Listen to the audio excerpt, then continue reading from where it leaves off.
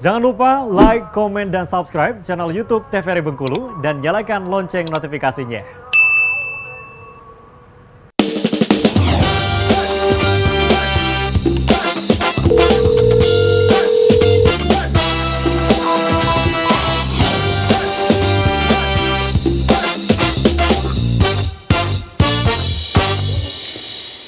Baik pemirsa, Anda kembali menyaksikan Dokter Kito. Hari ini kita masih membahas mengenai gout arthritis. Nah tadi juga di luar stage kami masih membahas katanya Dokter Putri kebetulan sebelum datang ke sini mendapatkan pasien yang mengalami ya dokter ya? Iya, tepat sekali sebelum datang ke sini. Tepat sekali.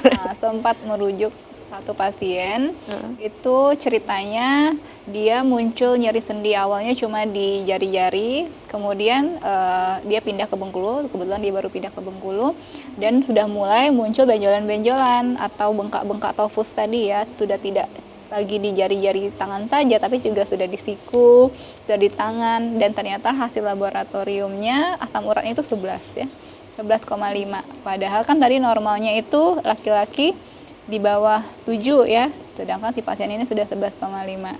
Dan ternyata hasil laboratorium lanjutan di rumah sakit, dia kan dirujuk ya, hasil laboratorium lanjutannya itu kreatinin, atau kreatinin itu istilahnya sampah ginjal ya, kayak ketika ginjal itu berfungsi dengan baik nanti ada range-nya hasil kreatininnya. Nah kreatininnya itu di atas normal, berarti memang sudah komplikasi ke ginjal juga.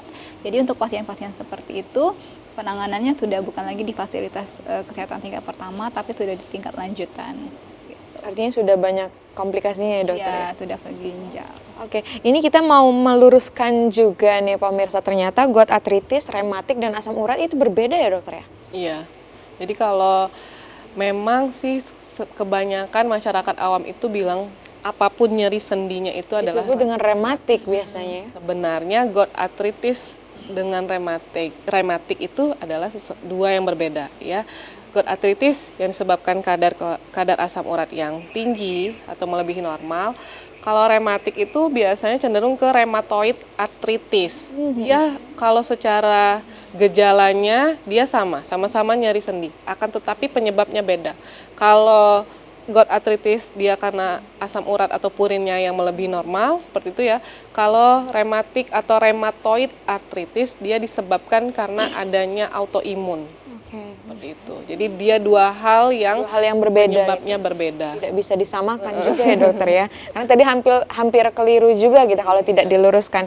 Nah tadi kan kita sudah membahas makanan-makanan yang mungkin bisa meningkatkan asam urat. Tapi kalau makanan yang dapat menurunkan asam urat?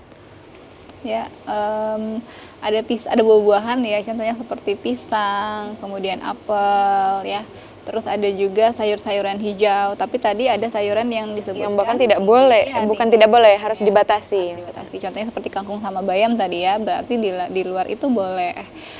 Yang dibatasin ada kacang-kacangan, tapi kalau kacang almond kayak gitu boleh untuk dikonsumsi untuk mengurangi. Jadi sebenarnya dia tuh tipis-tipis. Sayur-sayuran ada yang bisa meningkatkan, ada juga yang bisa menurunkan. Terus tadi ada kacang-kacangan, ada yang bisa meningkatkan, ada juga yang bisa menurunkan. Yang paling penting adalah kita harus tahu dulu kandungan dari bahan makanan tersebut. Kalau untuk yang menurunkan itu tadi ya buah-buahan, contohnya seperti pisang, apel, terus ada teh hijau juga bisa menurunkan, ada juga ikan salmon itu bisa menurunkan asam urat. Itu beberapa di antaranya. Dokter Elsa, untuk tips untuk usia yang masih muda nih dokter ya, agar tidak mengalami gout arthritis mungkin di masa tuanya, apa tipsnya dokter? Tipsnya sama ya, sama dengan penyakit-penyakit lain, jangan lupa untuk selalu menerapkan perilaku hidup bersih dan sehat. Diet, sekali lagi kayaknya kita udah mulai berubah nih pola hidup, terutama di makanannya. Ya, memang betul-betul dijaga makanannya, terutama makan makanan yang kalau sekarang kita bahas asam urat, makan makanan yang tinggi purin atau kadar asam uratnya ya. Karena masih muda nih, jadi harus balance, memang intake dengan outtake-nya harus balance dan juga aktivitas fisiknya ya. Karena kalau udah lanjut usia nanti aktivitas yang seharusnya bisa kita kerjakan biasanya akan semakin menurun ya, semakin menurun, dibatasi oleh usia, dibatasi oleh energi juga seperti itu. Jadi mulai dari muda inilah kita harus membentuk pola makan yang sehat, pola hidup yang sehat. Kayaknya semua makanan juga setiap kali kita bahas ya, kayaknya makanan bisa jadi pengaruh terbesar. Kalau dari dokter Pusan, dokter, tipsnya dokter. Oke, tipsnya tadi ada juga disebutkan sama dokter Elsa, obesitas ya, yang menjadi salah satu faktor pengaruh.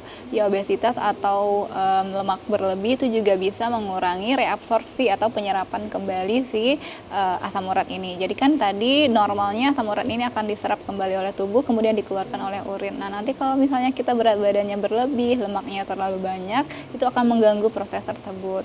Jadi kita menganjurkan untuk mengatur pola makan, bukan membatasi yang ekstrim ya, mengatur pola makan agar BMI atau body mass index kita, indeks massa tubuh kita itu ideal, sehingga itu mencegah berbagai penyakit, bukan cuma gout arthritis saja, tetapi berbagai penyakit yang terkait dengan metabolik lainnya.